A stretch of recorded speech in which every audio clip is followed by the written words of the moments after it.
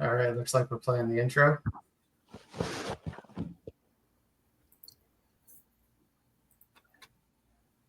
Ready to go. Hey, hello. Welcome, everyone. My name is Jonathan Murray, and I'm part of the XDC community. I'm pumped here today to kick off the XDC Vibe Coding Developer Bootcamp. With me, I have Alice Norman, CEO of Cracked Labs, Mateos Pagani, CEO of Venture Miners, and Pablo Vieri, Associate Professor of Economics at the Harrisburg University. Hey, everyone. Hi. Good evening. Nice. Hello. So, I think we're just going to jump right into this. All right. We got a short clock here, and I'm sure we all have families to get back to. So we started hearing about vibe coding, and it's a relatively new phrase, right? It was coined somewhere in early February by one of the founders or co-founders of OpenAI. And it really referring to AI-assisted software development, where users can use natural language to build apps. Something like build a simple app that tracks my kids' daily habits with a fun interface, right? Maybe something for them to play with. And the AI, the LLM, will go and write that rather than you writing code manually. And this has been exploding. There's advanced AI tools now. A couple you may know about, Lovable, Replit, and these really take the vibes, right, and generate full stack applications for you. There are other tools. We'll be using some of them in this course, like Windsurf or Cursor, and they're used to sort of collaborate with AI on building your application. And then there's even other tools like Vercel V0, which is used for building out your web UX, and it's really very powerful as well. Now, at first, I was pretty skeptical, right? I have over 20 years of development, product management, engineering management, really in mission critical systems, industries such as medical devices and semiconductors. And I've managed engineers up to teams of 60. And not once have I ever had one of them use AI assisted development to deliver code to me, right? And so that you know times, yeah, well, valid, right? But times are changing.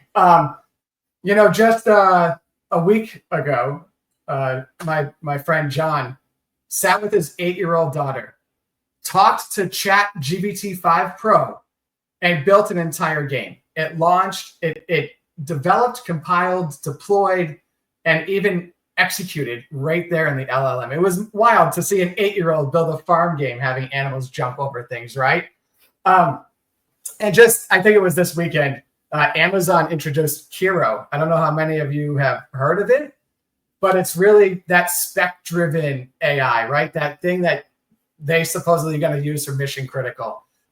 In my humble opinion, I don't think we're ready for mission critical applications yet via vibe coding, but I do see it as a very powerful tool for prototyping, MVPs, weekend developments to really, it's not about perfection, right? It's getting that idea out there, capturing it quickly, and seeing if it has legs.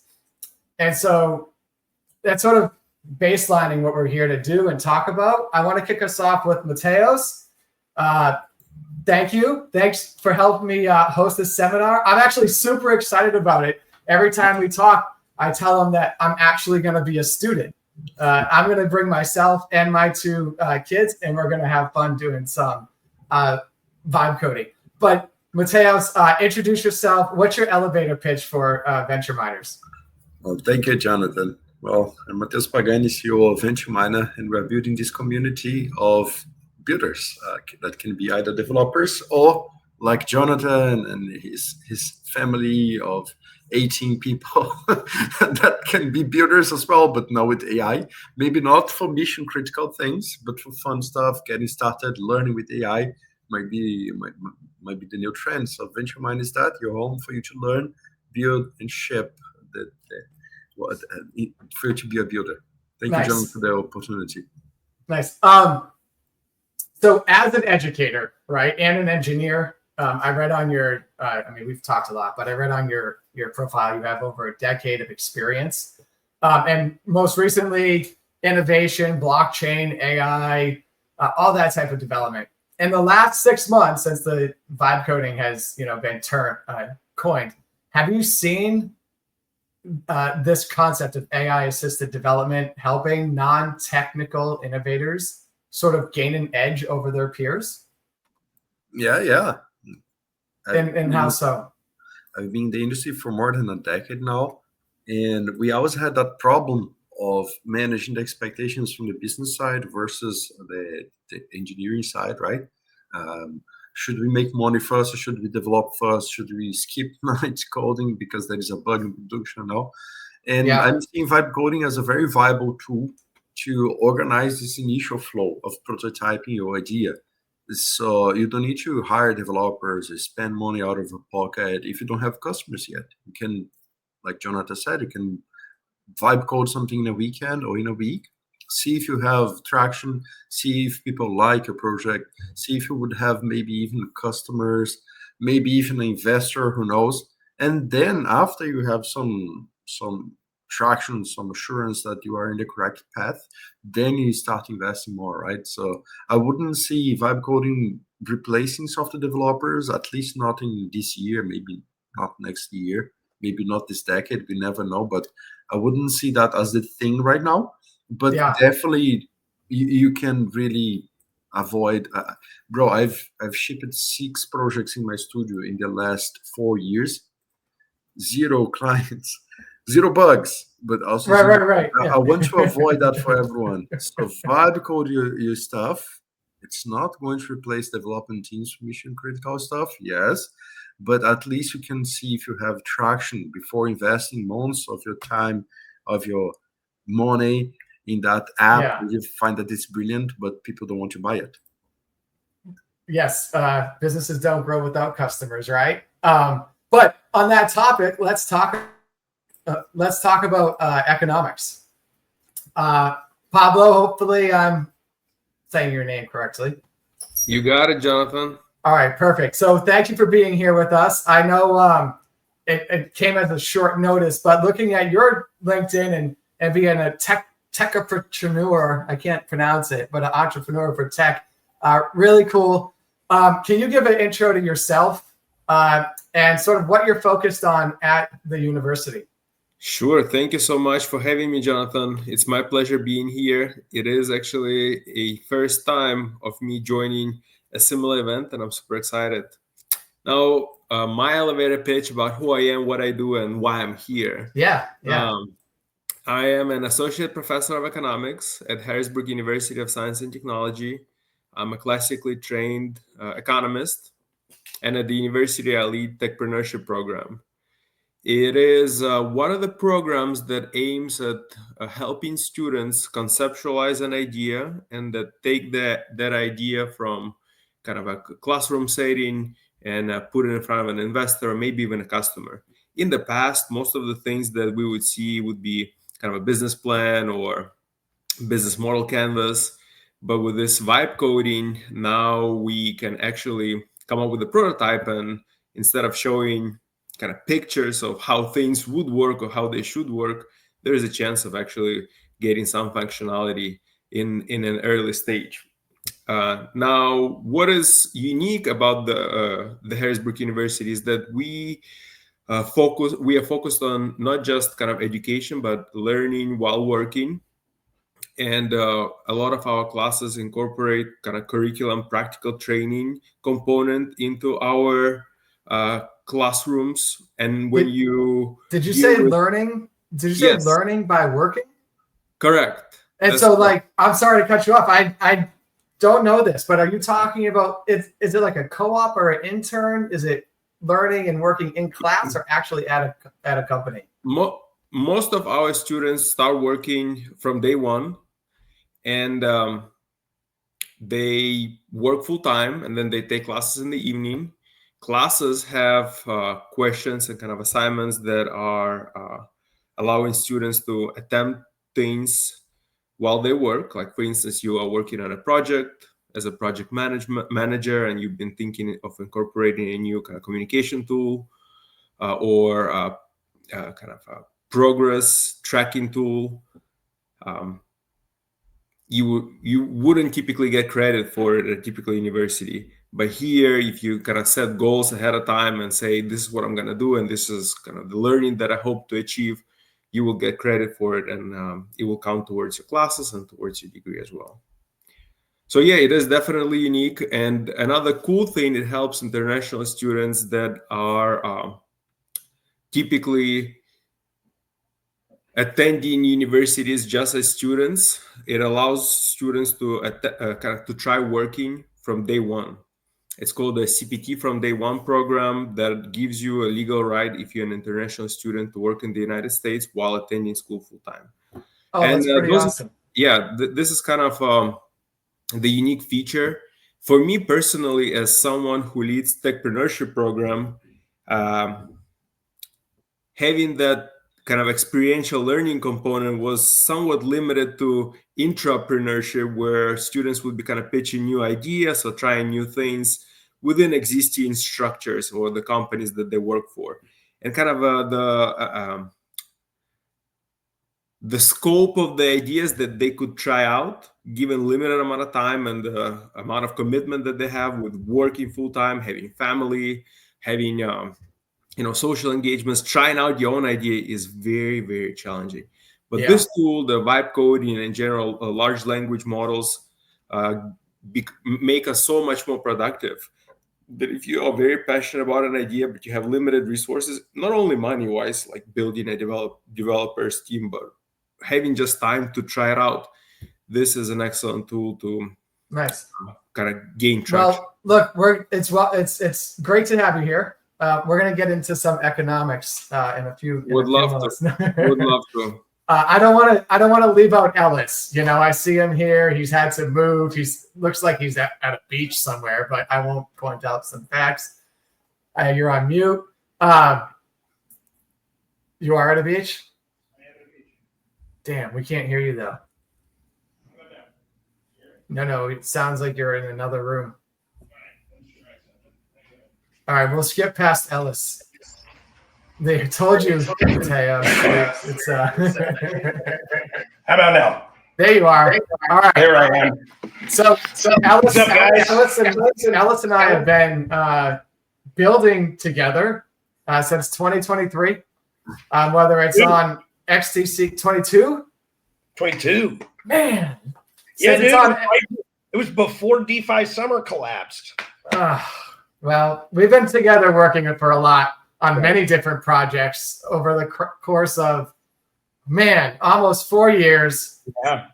We've been on so many podcasts and talks together, but give us your TLDR of Cracked Labs and what are you up to these days? I can make it quick. So Cracked is an invite-only founder community and venture studio where we are solely focused on helping Cracked founders get into the ecosystems that they need and basically killing the reliance on grants in preference for VC pipeline. Nice. Yeah. Education, building, innovating. It's all fun, right? But we know that people want to make an idea, they want to make it sticky, and they want to grow it into a product, right? So if someone is developing with vibe coding and they're using these tools, they're not technical. How do they get so they can vibe code stage one, maybe get into a hackathon or something? We don't want to talk about hackathons, but let's say they do. But they start to get traction. How do they grow that team, the idea, or whatever it is, into a real project? I think the first and foremost thing is whatever you're designing, it needs to be thought of as a business first and a passion project second. Unless you're building something for charity or you're building a tool or something like that. But generally the point of business is actually trying to make money, right? So come into it with a revenue model in mind. And like Pablo and like Mateus had said a little bit earlier, the speed at which we're able to ship product now has just basically been broken compared to what it was 6 months ago. I mean, shit, look at us, Jonathan. We talked about bringing XDC or AI to XDC 6 months ago. And now we're coding challenges about building stuff out on chain, right? So it's like, I know, this it's wild. Moving so fast, it's insane. And well, let's put it this way. There's a lot of really cool ideas. There's a lot of really good founders. But now, because all of this stuff is so easy to actually get an MVP to market, you have a lot of okay stuff rather than like, a bunch of bangers and a bunch of mediocrity. Like the bar for mediocrity has kind of been raised now that everybody can fake it till they make it a little bit. Yeah. Right? Yeah. I think we saw that a little bit, like you said, on the XDC AI RWA dev sprint, right? There was just I don't want to say a separation of projects still, but we had the well-established, well-known projects that were looking for ecosystems to grow, right? Yeah. I won't put out names out there, but if you want to go look at the winners of our hackathons, one of them's a highly established project, right? But with that, people still, and I think I'll transition into what is XDC Network, right? I think during our dev sprint, I think the number one question was, what is XDC Network? Like, tell me about it, right? And that caught me by surprise because, back in 21 is when I got started and I found it because I'm a big geek and I was looking at what we can do in the real world and XDC popped up, right? And so Mateos asked me to just give a couple of facts or oversight. That way, his community can actually understand who XDC community is. So some would say, and it's sort of a slogan out of the XDC Foundation, that the XDC network is hidden in plain sight. Now, I don't work for the XDC Foundation, just full disclosure. The XDC network is the EVM-compatible layer 1 blockchain. If you've built in blockchain in the industry, EVM, Ethereum Virtual Machine, right? And so anything that can run on EVM can run on XDC, except XDC is close to 2,000 transactions per second, 2-second block time, a 6-second finality on the blocks, and near zero gas fees. What does this mean? It means XDC is focused on secure, reliable, high-efficiency blockchain development. We're best known probably for facilitating documents, data, and tokenization of assets for companies in the trade finance ecosystem, right? So we're highly focused on trade finance. And currently we have about 250 master nodes, and each one is staking about 10 million XDC at today's price. And again, it's about 8 cents. I don't like to talk price, but that's over $200 million US dollars in TVL, total value locked on the chain, purely by network operators to ensure that the network is safe and secure, right? That's a huge number, and it doesn't actually show up anywhere as TVL. But if you're looking at the XDC network, you have to understand that it's not playing in the small field. Tokenization of a BlackRock managed U.S. Treasury fund. I believe in the past 3 months there have been 1 or 2 Brazilian companies. Mateos, is it Vert? Is it Vert Capital? Vert Capital, yes. Yeah. So they just tokenized or planning on tokenizing over, I think it's about $1 billion USD on the XDC network. There's Mercado Bitcoin. There's Archax, which tokenized 4 other funds on the network. We're listed on the RWA XY website as I think it's like one of the top 20 chains for all of RWA.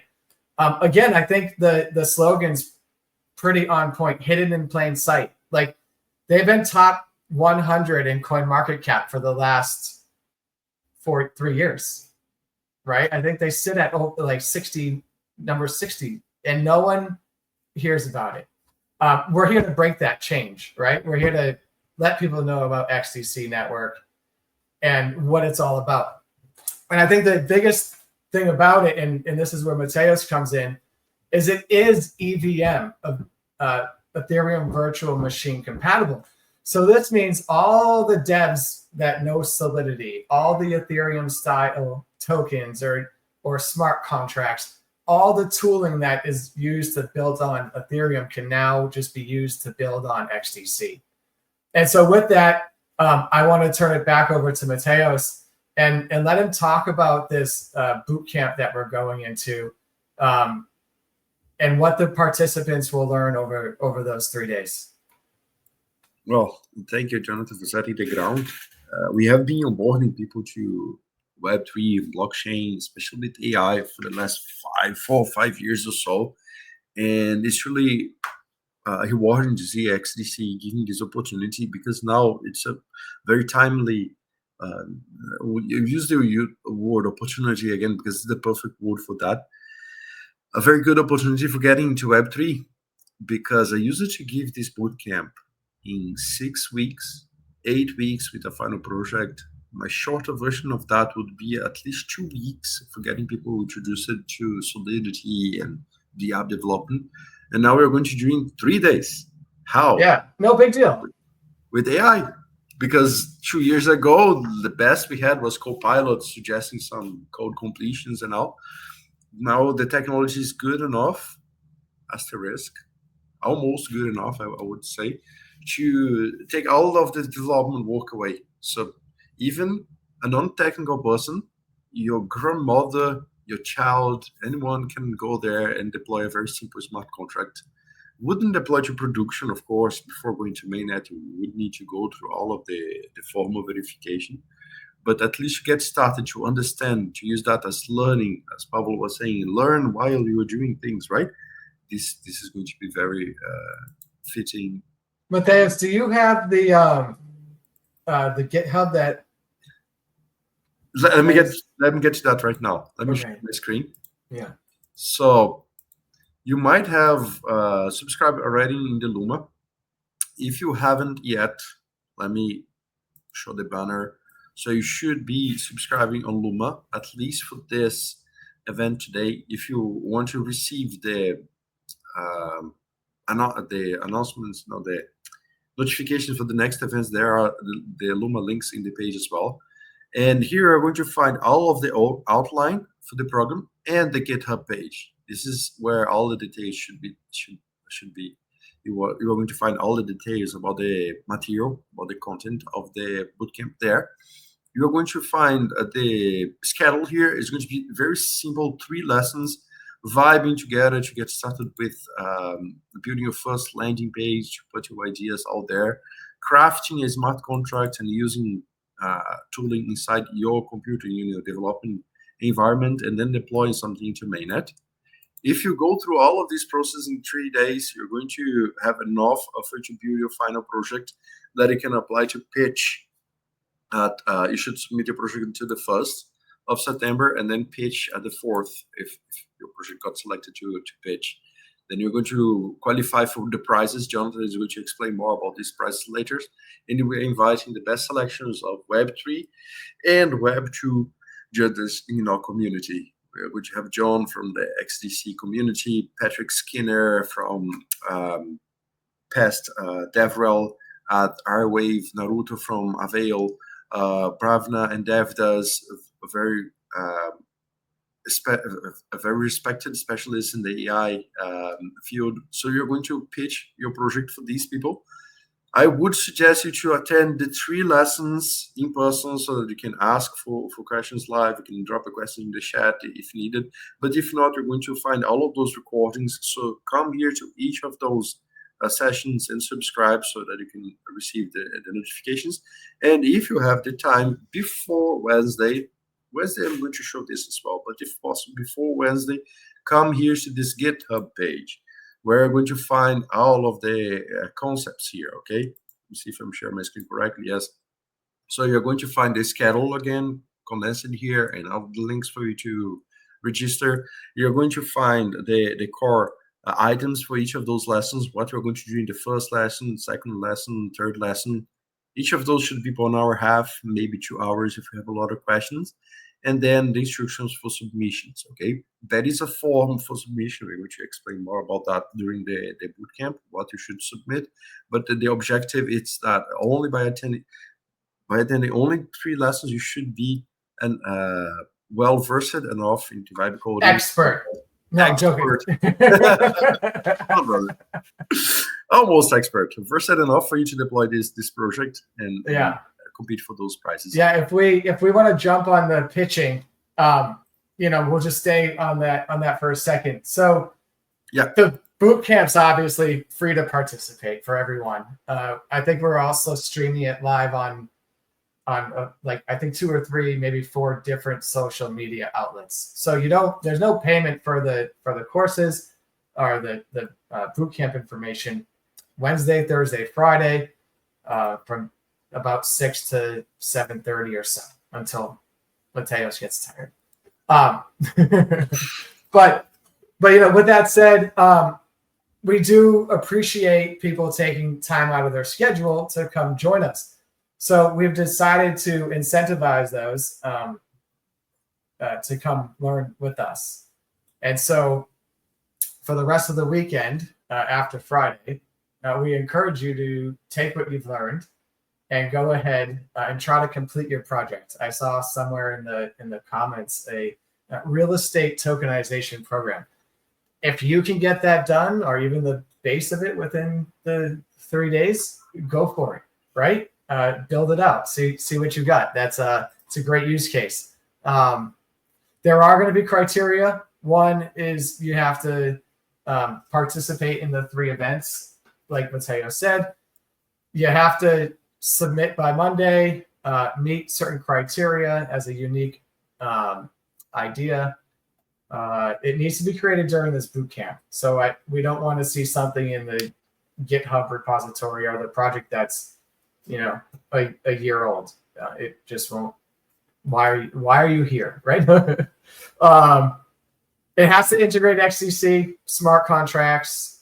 You can venture out and use the plugin Oracle or other oracles that provide data on the XDC network. You have to post on socials. If you don't have social, we'll let that slide. But you have to post on socials and tag XDC, Venture Miner, Cracked Labs. And you have to have fun. We can't judge that as a criteria, but it will show in your projects. It'll show in what you use, and maybe there's an Easter egg or something that captures the judge's attention, right? So have fun, learn a new skill, and earn some money. I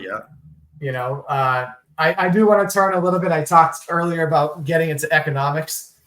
It's not just about money, right, Pablo? It's a science, and it explores scarcity and decision-making and how people and societies manage their resources. And maybe that's my simplistic take on it, but I think that's economics to me. So when we talk about resources, though, it can be money, but it always doesn't have to be. A lot of you, especially Mateos, you were talking about time, right? Like that's a resource that we take advantage of, and this vibe coding can help shrink that. There's labor, human well-being, incentives. I'm sure there's a lot of other things that I am not adding into that for decision making, but we do know that vibe coding is just disruptive, right? And Pablo, there's a theory out there that, and I'm probably butchering it, the Christensen's theory of disruptive innovation. And it describes how, and maybe you should be telling me this, but it describes how new technology or processes target underdeserved or overlooked markets, right? That's the premise. But with simpler, cheaper technologies, something that's more available, it helps establish and it helps displace the established players, right? So in your words, how is vibe coding, part of this theory of disruptive innovation? That's a very interesting modern kind of spin on classics, and kind of to take a step back and think of where these ideas of kind of disruptive innovation were born. They were born out of the ideas of Joseph Schumpeter, who came up with an idea of creative destruction. While he looked at more of a kind of a macro view where new industries destroy old and kind of an outdated industries, and it generates this cycle of creative destruction where a new player comes in, rapidly grows and expands, hires, employs people, earns significant revenue, and is doing well for all that can be said, while others, those that are being misplaced or replaced or just no longer relevant, they disappear. And then when you think of disruptive innovations, you start thinking a little closer on a micro level and try to think, all right, if there is this process of creative disruption, what ignites it? What is that match that sparks the fire? Of course, someone has to be overlooked. We all like the underdog story and kind of the Cinderella story from rags to riches or whatever. But typically in the market, those that are not necessarily able to pay much or spend much, they're being left behind and they are overlooked. So if someone is coming out with an idea that is really unique and different and is not of interest to incumbent firms because it doesn't necessarily correlate with significant revenue or potential profits that could be earned, it creates an opportunity for a smaller player to come in and say, while this market is small and overlooked for a big player, it is just big enough for me. And that allows you to kind of launch that minimum viable product with little or no requirements, very kind of low tech type of solution that serves the underserved community or population of the market segment that has been overlooked, and they don't even have that, and it gains traction. So that's the kind of key first component of getting the motion to propel. Then something has to happen because we need to accelerate growth and gain more traction. So another feature of these disruptive innovations is that not only they serve a need, they also improve over time, and they improve consistently and in a reliable way. And that draws larger market segment to adopt what used to be a low-tech solution to a good product, a better product. And it creates the momentum, and it is no longer a kind of an underdog or a small-time player. It is actually now operating on full steam and picking up customers left and right and kind of crashing competition out of the way. And this is what is so interesting about this kind of story of rags to riches, help the poor, get rich type of story. And it is very relevant now when you don't have to invest much to kind of chase that little revenue. You could invest relatively little, whatever it is that you invest in, time, money, effort. 3 days. Yeah, exactly. 3 days. We'll see how Mateus pulls it off, but in 3 days, that's what you have. Yeah. Ideally, imagine that in 3 days, you could solve a problem for someone who has been overlooked for a while, and they're just happy that someone is looking their way.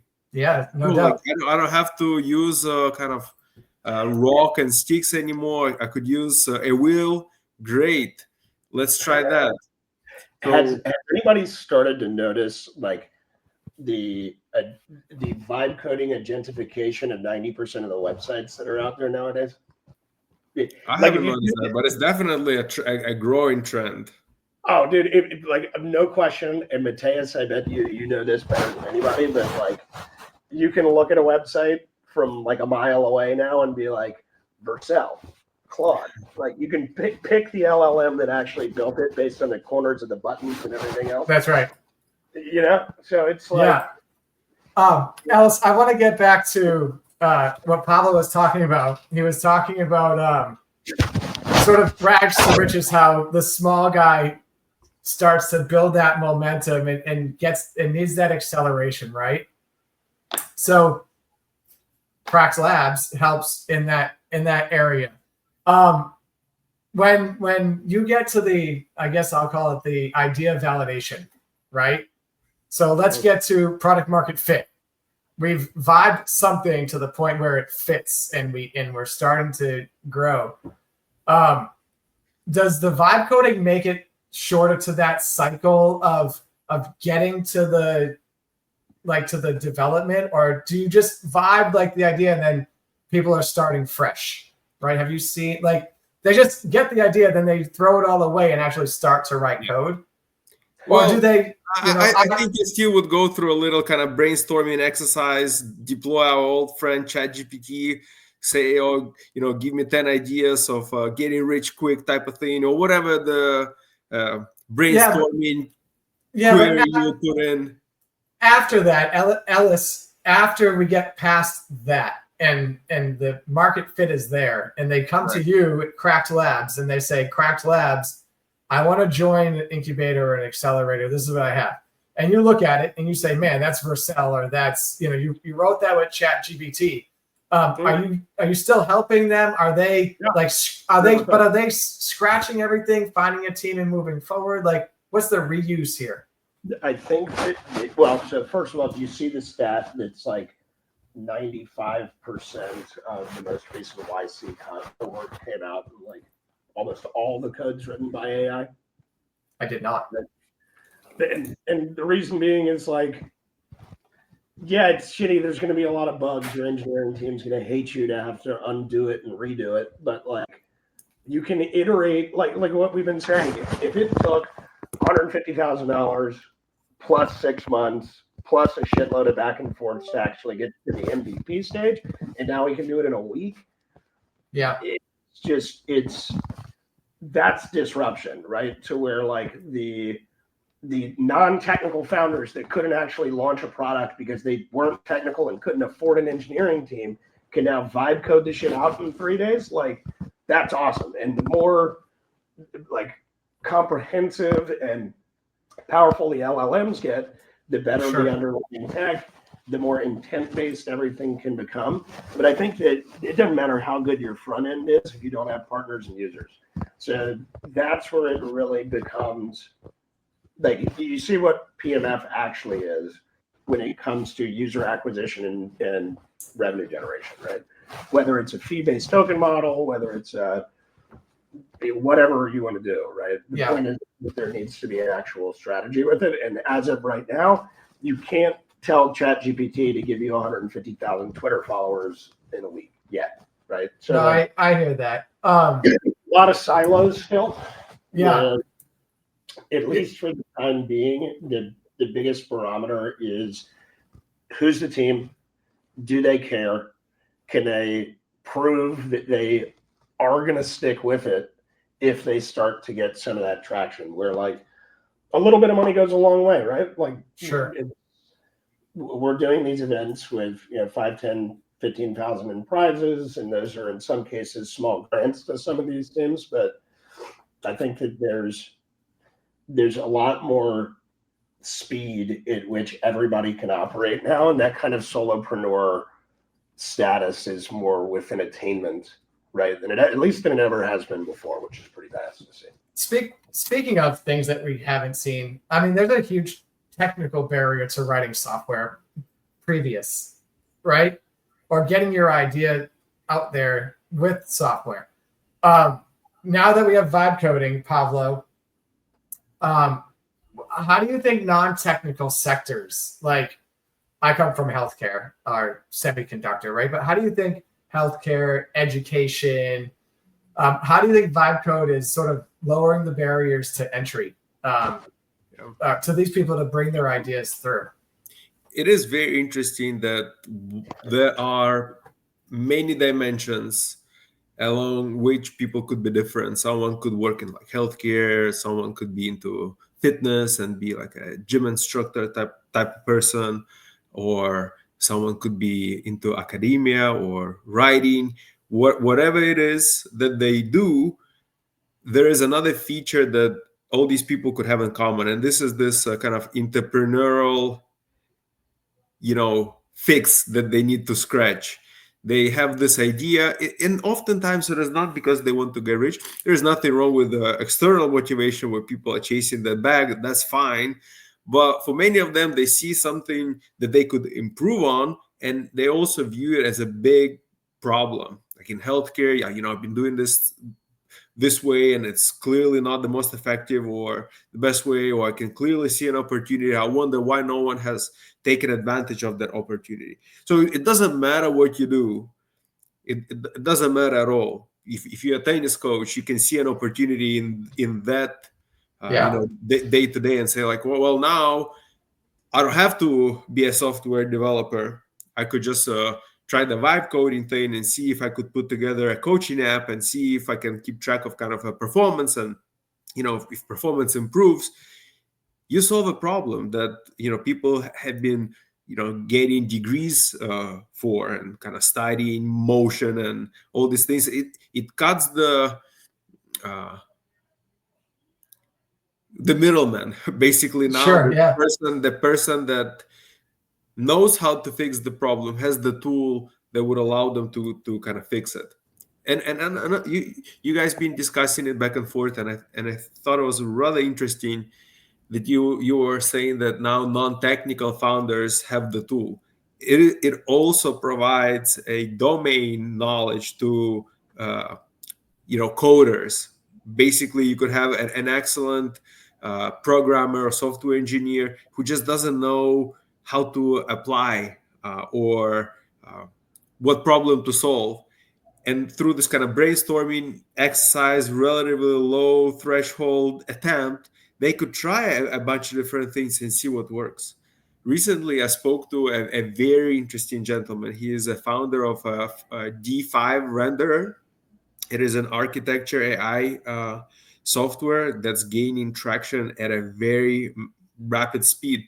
And I thought that he was an architect. He has no background in architecture. He is a software developer who had experience in 3D modeling of for kind of for augmented reality spaces, kind of like these apps that would allow you to see how a piece of furniture would look in your room. Yeah. And then with the ease of use of vibe coding and dramatically reduced cost of developing, he was able to put this amazing tool that helps architects, designers, interior designers, you name it. So it goes back and forth. Not only it helps non-technical background folks, it also provides this kind of color, if you see my analogy, to a very kind of narrowly focused technical individuals.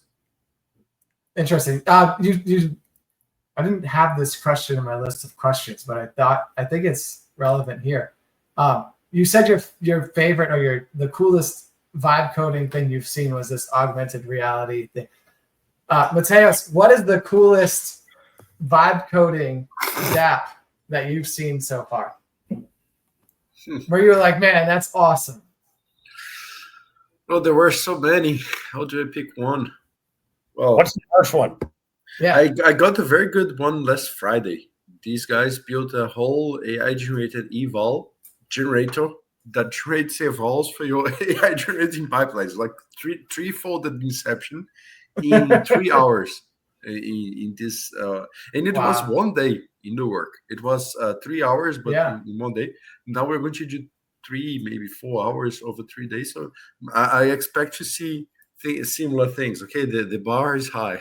All right. Well, speaking of the 3 days, the 3 hours, when we were putting this program together, we were looking at making it fast-paced, making it quick-hitting, something that if you had a little bit of technical knowledge, I think we were playing around saying if you had a computer, a keyboard, and a brain, you'll be able to do it. But we've added in some, I don't want to say technical hurdles, but there are some basics you need to know. Nothing that my child's going to sit with me and do it. So I know it's somewhat simple. But with that, there will be some homework each night along with some prep, right? And Mateos, is there anything else that they need to get up to speed with or get to know before Wednesday? Yeah, let me suggest one specific. Well, wait a minute. I'm trying to get my. Okay, 1 second. There is one. Let me do my entire screen. Okay, share my entire screen again. I forgot to speak about that last time I shared my screen. There is one environment setup step. So if you have free time before Wednesday and you can do the pre-read materials, going through the doc might take 10 minutes here, maybe 10 more minutes here, installing your first browser wallet like MetaMask, something like that. And I'm going to go over this on Wednesday again. But before Thursday, if you can, at least make sure you have a terminal on your computer, you know the basic navigation commands, you have Git installed there, Node installed. All of those should be like 5 minutes to go through. You're going to be very well prepared for installing and running the things on your machine. And I'm going to show why later and how it would do those steps, okay? If you have a question, please feel free to join our Telegram channel if you use Telegram. Or if you prefer to communicate through GitHub, you can even come here to the discussions. Actually, you can go there literally now if you want, like introduce yourself here in the general. Hello, I'm building this and now. This can be great for team formation, ideation together now. But if you have questions, you can also ask here in the GitHub. Open a new discussion and ask, oh, Mateos, what is your favorite food? Why you don't like pineapple on pizza? No, those are all very relevant questions that you can use. This, relevant. Yeah, very. You can use the discussion panels here to ask that, or the Telegram channel if you prefer. So this should have everything that you need. There is one prereq that you should read everything. We don't have an LLM that can feed this information directly on your brain yet. You need to use your eyes and scroll through this. So it might take 10 minutes or so to complete. We have a question from the audience as to whether or not IP. So can they use a private GitHub repository? Okay. For the submission, right? Yeah, I'm guessing, yeah. Yeah, let me pick that. So the whole ethos of the Web3 community is open source contributions and all. So when you have a piece of software that is like backend that handle transactions or something like that, of course you can. You don't need to open the IP for us. This is not one of the prerequisites for you to participate in the project. You can submit so long you have a live demo and a presentation would go well. But for you to deploy and start getting users with your project, ideally you would be able to show something. Let's say you have, for example, you have a game with an on-chain component and a backend part. This backend part, for whatever reasons that you want to keep it closed, okay, but at least the smart contracts, the on-chain components, the apps would be open. Otherwise, people would need to trust you. If they want to trust you, you might as well use a normal backend. Why do you have a blockchain if people are trusting you? Yeah, I think it's pretty simple. We're doing a 3-day project. Everything should be built in those 3 days. And if you think it's good enough to be a private repository you don't want to share, go ahead and just DM us. We'll figure it out, but I'm not too concerned about that. If it's that good of a project, Ellis is going to want to talk to you anyways. Right? I mean, that's why we're here. Let's see. Oh, speaking of, there was another question about security. Get your vibe codes audited as fast as humanly possible. I was going to say, make sure you go through proper auditing.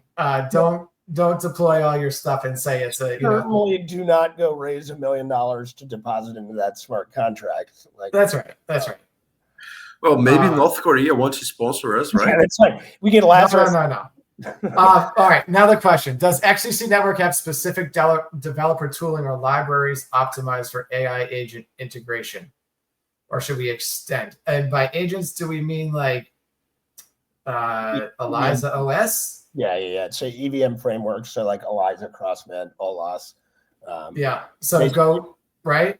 Yeah, anything that's able to be integrated with an EVM network would be able to be integrated with XDC. There is no XDC specific AI integration tooling at this time, except for one ELIZA OS plugin, which you can find on the GitHub. Correct.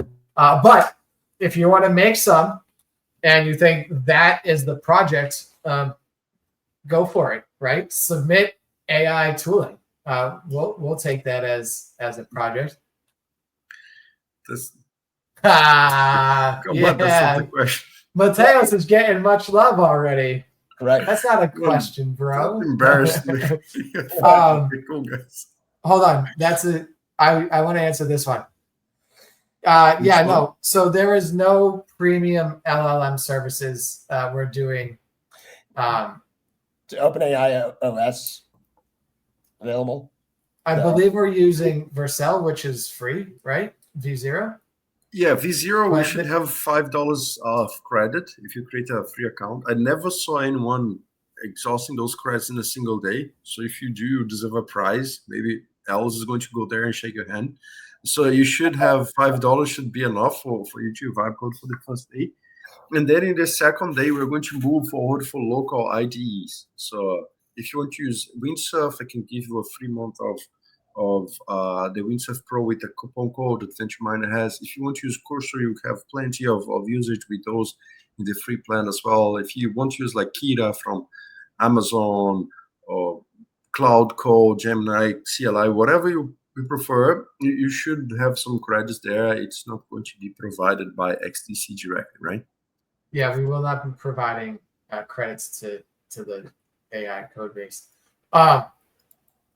It says, well, this one just says yes, like Cursor or MCP. There are, I think, Go, right? But I don't believe, again, there's a very specific XDC MCP that I'm aware of. Yeah, we answered that one already from Alan Barth. Just share it. Any other questions before we wrap up?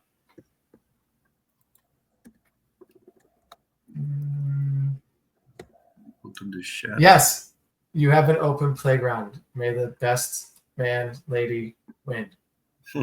Man or lady or man lady, whatever you want, let them win, right? All right, so I think dates. Obviously, Mateos, can you put that ticker back up with the GitHub? We'll put it out on all socials. Find it on XDC community on X. I'll put it on my LinkedIn. Mateos, Ellis. We'll put something on Cracked Labs LinkedIn, on the VentureMiner LinkedIn. We'll put out information about where to get it. Follow us on X, XDC community, Cracked Labs, and VentureMiners will all have the information somewhere for you to get a hold of. There's also a Telegram group that is in the VentureMiners GitHub at the bottom of the README. Am I missing anything of importance? It starts Wednesday, 6 p.m. Yeah, I'll be emailing everyone that subscribed in an hour or so to all of the lessons. So you're going to receive 3-4 emails from me. And if you did not subscribe on Luma, that's more your fault. And also subscribe now if you're watching this video. If you're watching this video in the future, go to our Luma pages. You're going to find this GitHub where you're going to find out the registration links. And if you register to Luma, you should receive an invitation, okay, in your calendar. So we're not going to be sending invites directly to you. You need to go through Luma to get the invitation. This is very important for you. People need to sign up to Luma, right, Mateos? Yeah, we have 300 or so signups already, so it's going to be a pretty full bootcamp. If they want to participate, they need to go get a Luma account, though, right, to go sign up? Should be just email. You should fill your email. Okay. It's just one of the questions. It says they could get event only for members. They just have to go sign up to Luma to. Oh yeah, let me show you that as well. If you want to participate to the lessons and be notified and all, you should go here. Let me put that on stage. Thank you for reminding that. Yeah, go ahead and show that real quick, and then we'll get back to questions. Okay. If you go for the GitHub as well, you're going to see all of those links. But if you want to register to one of the future lessons, you need to go here for our calendar page. Yeah, I'm a member, so it's not showing for me. But when you enter this page, you're going to have one button for you to subscribe. Let me open a private window. So, Venture Miner. You're going to have a button for you to subscribe as a builder here. Okay, you don't need to pay anything. You can just click on join here, put your email, and the price is free. You should be there. You should be approved as a builder, and then you can join those future. For example, this session, you would be able to register as soon as you have the member, because then I'll be able to message you. I'll know that you are a student. If you message me on Telegram or email, I can provide you premium, faster support, and this is the way that I can keep track of who is participating in the bootcamp or who is not. Okay. Hey, Mateus, can you go to the link I just sent? It's in the chat. Can you see it? It's just in the public chat. Okay, this one. Yep. Let's see if I can copy this somehow. If not, you can go to zinfin.org and just hit the button to the right. It's pretty simple. But there was a question. I'll show it here. There was a question about if we want to build long-term with XDC, what resources are available? The XDC accelerator programs, there are a bunch of them in XDC that are highly focused on XDC, whether it be the plug and play, the Finternet accelerator program out of T-Hub, foundership out of our XDC 0x Camp Session 2 foundership. There's a couple of them on that website. If you wanted to go that route of existing accelerator programs, the other process you can take is apply to accelerators through Cracked Labs, right? And so which is the button, Jonathan? You mentioned which button? It says join accelerators. There you go. Yeah. Yeah. Perfect. Okay. So this is all the open accelerator programs at XDC. But again, there's another question. I believe, is it from the same? Oh, it's not. There was another question about supporting DPIN projects and multi-chain and cross-chain compatibility. And I think that's where Ellis and Cracked Labs really excels. So not only could you build on XDC, but Ellis and Cracked Labs can help bridge that gap to cross-chain compatibility, whether it be with their, I think you're doing one right now with Axelar, right? Yep, we're doing and that's cross-chain interoperable. And so if you're building a project, you vibe code, you submit, or even if you're building right now and you want to go have a connection, find Ellis Cracked Labs. He'll be more than happy to help you. Drop us a DM on Twitter or shoot me a Telegram, Ellis J. Norman. That's right. And so I think with that questions, I don't see any more, I don't want to say pertinent questions, but I don't see other questions coming in. This is just the first go of the bootcamp. We're really looking at projects that come in, different types of submissions, ideas that you're looking to build. I mean, if there's a lot in the DeFi area, if there's a lot in the real world asset area, I made a joke, I think, was it with you, Mateus, about doing an entire simulation system of a trade finance application? Yeah. And then you were like, that might take too much time. Maybe a few months. But the point is, you could do invoice financing or some type of DeFi yield farming. What Mateus is going to teach you is really how to interact with XDC, smart contracts, tokens, mints, it's going to be a really cool application that allows you to build on. And so if we get some good success here, we'll continue the process and maybe go deeper into a subject that these builders want to go into. So I'm really excited to kick this off. I guess any last words? Let's start. Pablo, vibe coding, economics, innovation. What? Just want to wish good luck to all the participants, and maybe there is a big disruptor among you. Good luck. All right. Is there anything because the whole idea of vibe coding, you don't have to try hard.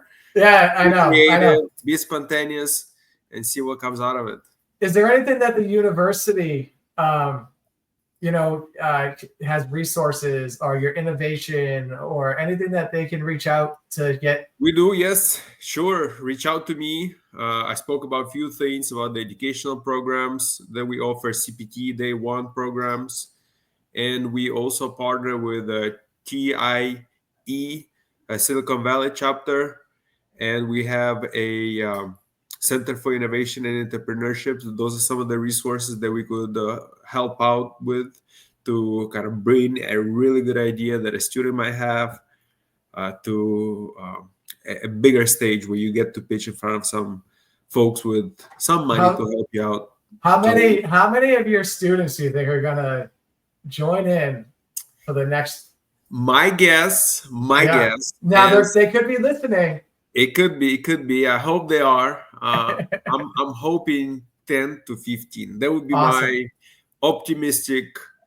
But as I mentioned, the unique feature of our students is that they work full time. They attend school full time. Most of them are kind of adults having that family social aspect of life. And I really like the Alice's LinkedIn post that he posted recently, that if you don't fit that typical Stanford or Harvard dropout mold, come through. If you kind of have a baby on the way, have credit card debt, this is, I think, someone who embodies this type of person embodies a typical HU student. On top of everything else, also being an international foreign. So awesome. There's kind of another aspect in this crazy world that somehow has to fit in there.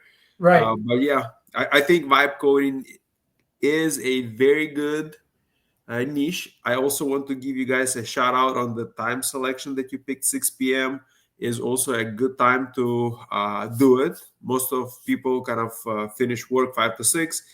Our students also have to go to school afterwards.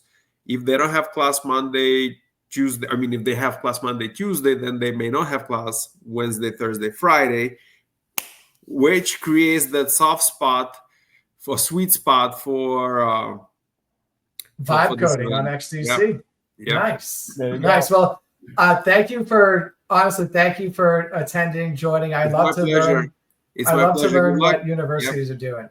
Good luck with everything that you guys do. I think you have something awesome that could really change many lives. And I hope the folks in the next cohort of this bootcamp will reap the benefits of it. Awesome. Ellis? Guys, good luck. Build a business. 3 days.